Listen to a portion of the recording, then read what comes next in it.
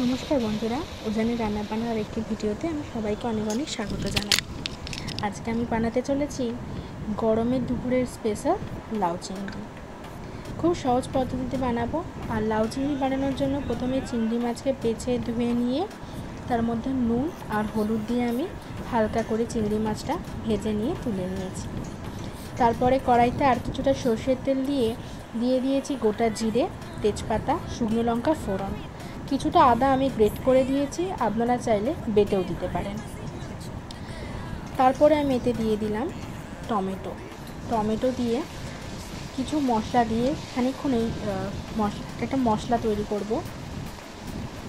দেব এখানে হলুদ গুঁড়ো আর লঙ্কা গুঁড়ো, সামান্য নুন দিয়ে বেশ ভালো করে এই মশলাটা তৈরি করব। লাউ চিংড়ি আপনারা হয়তো বাড়িতে বানিয়েই থাকেন, তা আপনারা কিভাবে বানান আমাকে সেটা জানাতে পারেন। আর আমার এই পদ্ধতিতে একবার করে দেখবেন, আশা করি আপনাদের ভালো লাগবে। মশলাটা বেশ ভালো করে একটু জল দিয়ে কষিয়ে নিতে হবে। আর রান্নাটি যদি ভালো লেগে থাকে অবশ্যই কিন্তু আমার পাশে থাকবেন, লাইক করবেন ভিডিওটিকে এবং শেয়ার করবেন আপনাদের বন্ধু বান্ধবদের সাথে, আর সাবস্ক্রাইব করবেন আমার চ্যানেলটিকে। আগে থেকে কেটে রাখা লাউ আর আলু দুটোই আমি লম্বা লম্বা করে কেটে নিয়েছি, মশলার মধ্যে আমি দিয়ে দিলাম। লাউ চিংড়িতে কিন্তু আলাদা করে জল দেওয়ার কোনো দরকার নেই, কারণ লাউ আর আলু দুটো থেকেই খুব বেশি পরিমাণে জল বেরোবে। আর সামান্য নুন দিয়ে এটা ঢাকা চাপা দিয়ে দেবো। ঢাকা চাপা দিয়ে দেওয়ার পরে কিন্তু ঢাকাটা খোলার পরে বুঝতে পারবেন যে কতটা কমে এসেছে আর কতটা ঠিক জল বেরিয়েছে। ঢাকা চাপা দিয়ে খানিকক্ষণ রান্না করার পর লাউ আর আলুটা যখন অনেকটা সেদ্ধ হয়ে যাবে তখন কিন্তু এর মধ্যে দিয়ে দেবেন আগে থেকে ভেজে রাখা চিংড়ি মাছগুলো। চিংড়ি মাছটা দিয়ে খানিকক্ষণ মিশিয়ে নিন,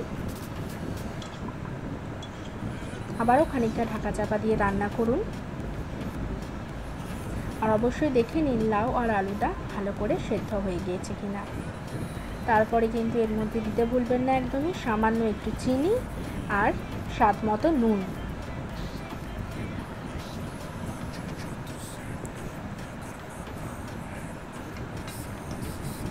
নুন আর চিনি দিয়ে ভালো করে মিশিয়ে নিন, খানিকটা ঢাকা চাপা দিয়ে দিন। তারপরে জলটা বেশ একদম শুকিয়ে এলে এর মধ্যে দিয়ে দিন গরম মশলা গুঁড়ো আর ঘি। ব্যাস, তাহলেই রেডি হয়ে গেল লাউ চিংড়ি।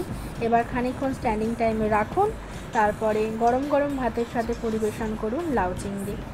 সবাই ভালো থাকবেন, সুস্থ থাকবেন। আজকের মতো এইটুকুই, নমস্কার।